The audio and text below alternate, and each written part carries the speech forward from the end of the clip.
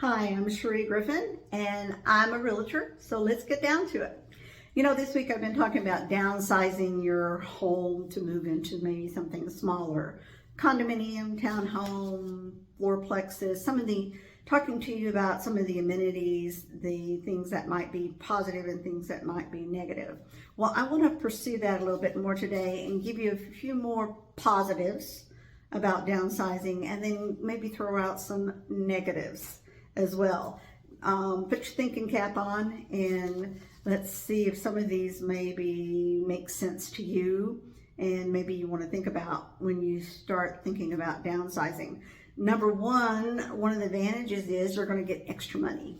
Then you have to decide, what am I going to do with that extra money? You're going to put it in savings, you can go on a trip, you're going to give some to the kids. Just what are you going to do with that extra money? Are you going to buy another smaller home? Are you going to rent?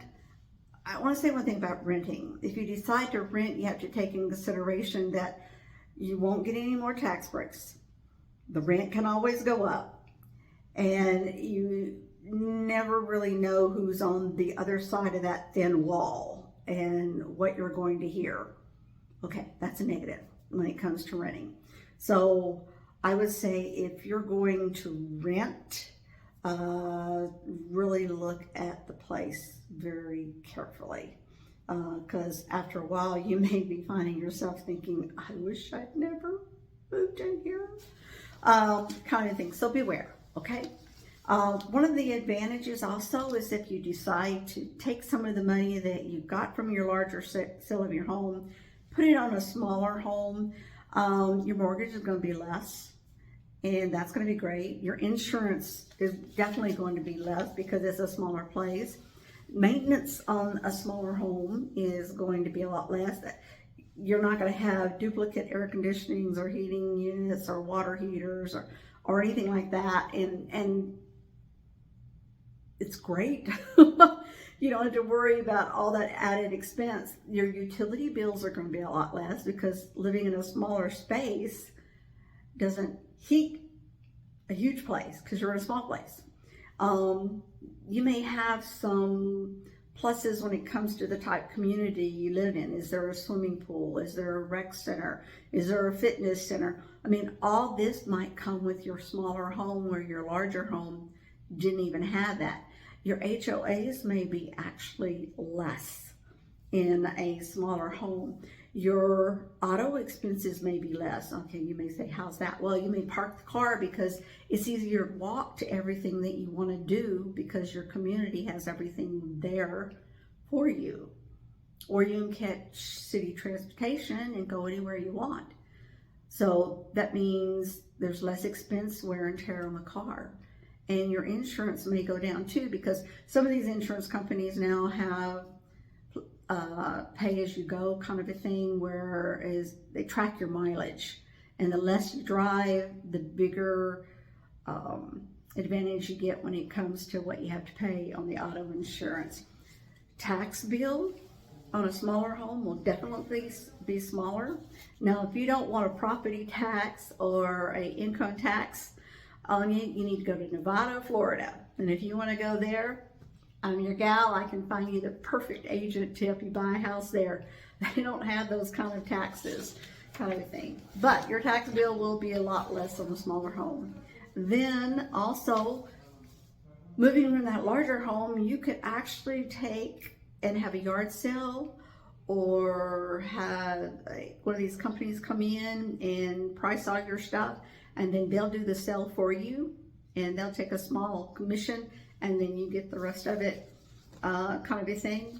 So those are just some of the advantages. Now, some of the disadvantages is that when you get ready to sell your home, you may find that you have, in a larger home, you may have a bigger ticket closing cost with a larger home when it comes to taking care of everything that you've got to do as a seller.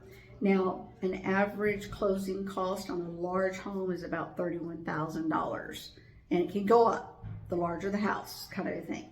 Now, that includes, you may have to make some improvements after the home inspector gets there. You may have to do some painting, you may have to do some repairs, you may have to put in some, let's say, new faucets and things like that. So that's going to add up if you get ready to downsize that larger home. And also have to remember that if you plan on moving into a smaller home, you're going to have closing costs, and that's usually 2 to 5% of whatever the purchase price was of your home. And then there's moving expenses that you may need to consider if you don't have family and friends helping you move, kind of thing. And then there's the possibility of you just couldn't bear to leave behind one of your other items, so you put it in storage. So you've got a monthly storage cost going on, kind of a thing. And then there's also the work at home opportunity. Your large house had a room where you get all your work and everything in.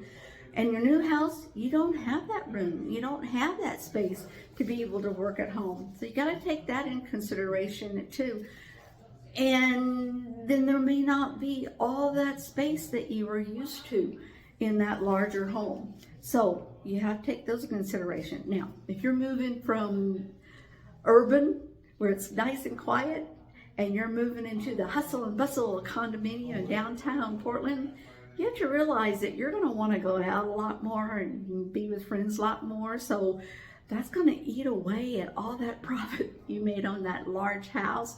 There'll be restaurants, and there'll be games, there'll be theaters, and all kinds of things that you can actually participate in if you go downtown to a condominium or such. And you also have to take into consideration that you may not need a car at all. Now, that can be a plus or that can be a minus if you're living downtown. When you do get ready to sell and downsize and move, kind of thing, I'm in hopes that you'll give me a call, so I can come out and sit down with you and talk to you about downsizing, talk to you about some of the things that you as a seller will be responsible for and need to do. I got a good critical eye, so I could walk through your home and tell you real quick what it was that you need to take care of before you actually get it out there on the market. I'd also like to do what we call a CMA, which will give you the net worth, possibility of net worth of your property compared to homes that are active and homes that have sold. I don't want you overpricing your house. Prices are coming down, so having a good CMA will help you there. Also, if you're going to buy a new home, ask for a CMA. Find out what the house 2 doors down 3 weeks ago sold for. Also, find out about what the house is going for 2 blocks over, kind of a thing. That will help you as well know what you need to offer for that new home that you're actually looking into. Be wise. Give me a call. Let's sit down and talk. Let's be rational about what you're doing. Buying and selling is an emotional thing, and you need somebody, a guide such as myself, that can help you make it through everything that you've got to do. Well, that's about it, and that's my spiel about giving me a call.